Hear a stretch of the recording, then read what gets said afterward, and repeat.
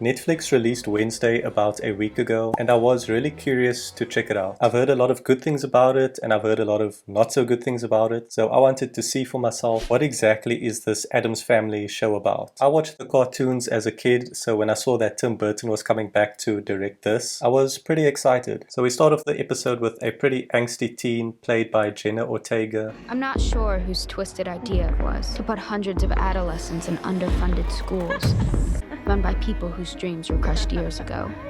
I've only seen her in the new Scream movie, and she was pretty good in there, so let's see what she does with this character in Wednesday.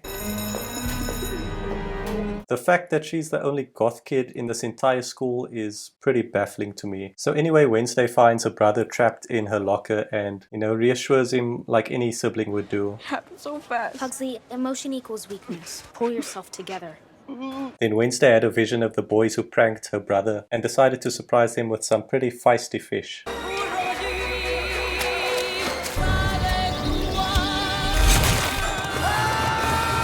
Yeah, I can tell that I'm really gonna enjoy this. I am really gonna enjoy this. Nevermore is like no other boarding school. It's where I met your mother. You guys are making me nauseous. You and I both, Wednesday. Not in a good way. So anyway, after some attempted murder, her parents thought that it would be a good idea to maybe relocate this problematic child of theirs. But Wednesday's response just killed me. How would that have looked on your record? Terrible. Everyone would know I failed to get the job done. So far, I'm really liking the writing of this character. Anyways, off to an interview to get Wednesday into this very prestigious Harry Potter looking school. I was born on Friday the 13th.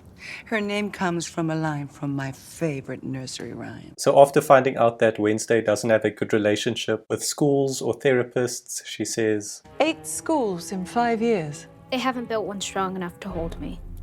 I bet this place won't be any different. The school has a relationship with a therapist in Jericho. We'll see if she survives the first session. one of the things I'm really liking about the show so far is how they handled the character of Wednesday. Because it's so easy to create an angsty teen where it just comes across as so cringe. But for this character, it just works so well. Or should I say the writing that they've done for this character, plays it off where it works and it doesn't feel so awkward and uncomfortable. I've assigned you to your mother's old dorm.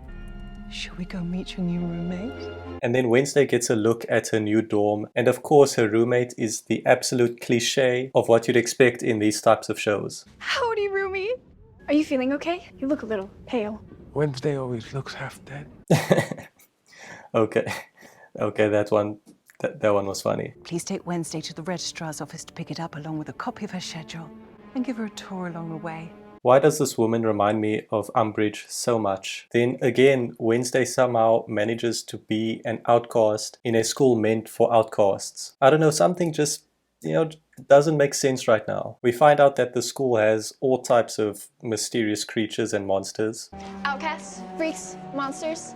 Fill in your favorite marginalized group here. I don't plan on staying here for long. Okay, so I know Jenna Ortega is a pretty short person in real life, but somehow they managed to make her look even smaller. Like, how did they do that? What camera trickery did they use? Or is just every other actor in the show just really tall? Rumors been swirling around that you killed a kid at your old school and your parents pulled strings to get you off. Actually, it was 2 kids, but who's counting? Okay, so she actually killed 2 kids. Welcome to the quad. It's a pentagon.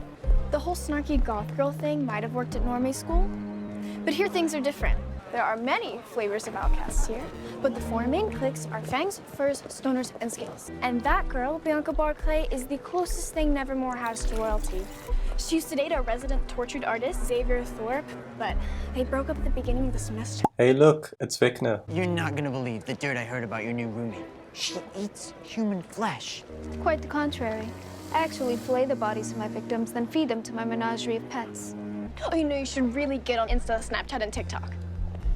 I find social media to be a soul-sucking void of meaningless affirmation. I feel like we all know a person like that who is just so beyond technology and social media that they feel they've reached some kind of enlightenment, they've escaped the matrix in a way. So yep, pretty accurate. Wednesday has a pretty heartfelt moment where she says goodbye to her family. You're soft and weak. You'll never survive without me. I give you 2 months, tops. That's pretty standard brother-sister relationship right there. I'm gonna miss you too, sis. I got you a little something. W. M.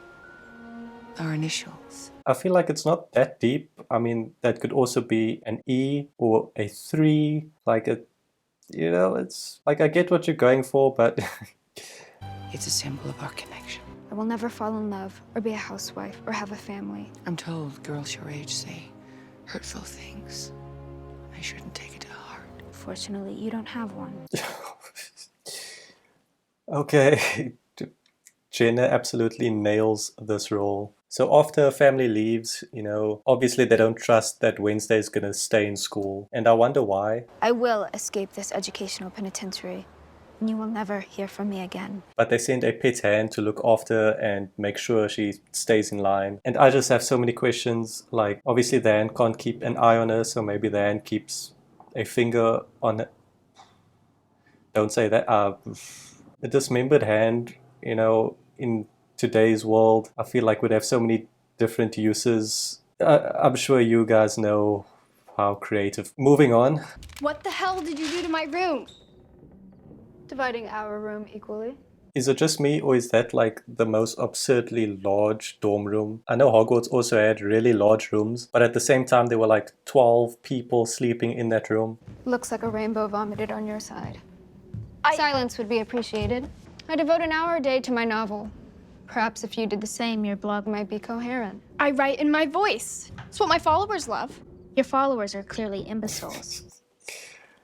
I'm loving Wednesday so much in this show. They respond to your stories with insipid little pictures. You mean emojis? When I look at you, the following emojis come to mind. Rope, shovel, hole. Do they even have a rope emoji? Turn that off. This kitty's got claws, and I'm not afraid to use them. Something tells me Wednesday would enjoy the pain. She's been smothering me with hospitality. I hope to return the favor in her sleep.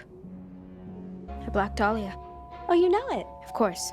It's named after my favorite unsolved murder. Wow. Wednesday and MJ would really get along. Black Dahlia, like The murder. Sorry, it's broken. I actually like it better broken. Anyways, Wednesday shows up to have a fencing lesson, or should I say a straight up duel. But again, I'm not sure these type of schools are really concerned about the safety of their students. Your face finally got that splash of color it's so desperately needed. Wednesday gets patched up and meets the most generic looking schoolboy I've ever seen. And after she was attacked by a sword, she nearly gets attacked by a gargoyle, but luckily Vecna saves her. And we find out that somehow Wednesday isn't the only strange one, because this boy decided to hide in a casket as a child. We were 10 and we were bored. Decided to play hide and seek. I had the inspired idea to hide in her casket. I would like to learn more about that. Now we're even. Anyways, Wednesday goes to therapy and it goes the way you'd expect it to go. Nail file.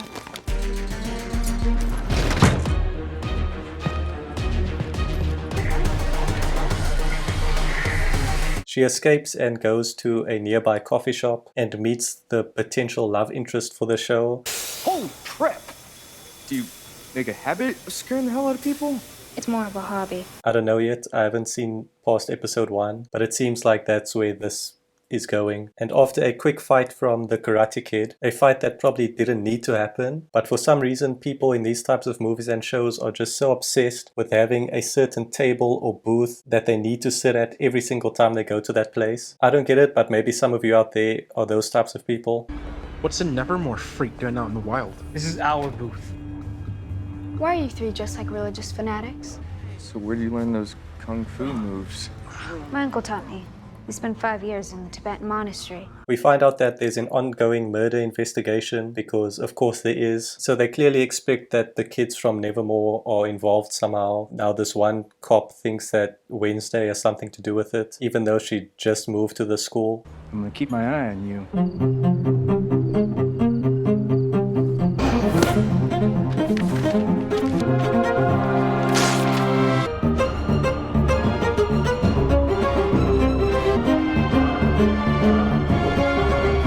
can really feel the Tim Burton vibes right now. So after Wednesday's cello practice and her reassuring conversation with her roomie, I'd be kicked out of my family pack with no prospect of finding a mate. I'm failing to see the problem here.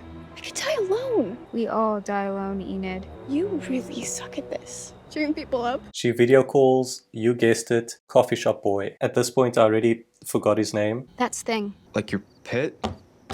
Anyways, they meet up at a carnival where Wednesday tries to escape, but young choir boy stops her and gets attacked by the most ridiculous looking monster werewolf creature thing. I don't know. I could not take it seriously, but it's really something. I mean, someone looked at that and thought that was a good design.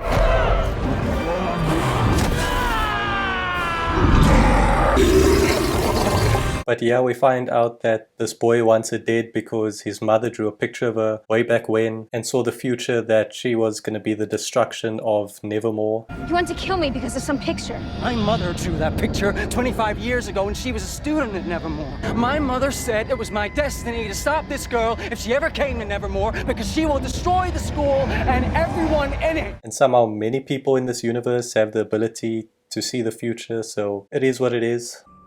So tell us, darling, how was your first week? As much as it pains me to admit, you were right, Mother. I think I'm going to love it here.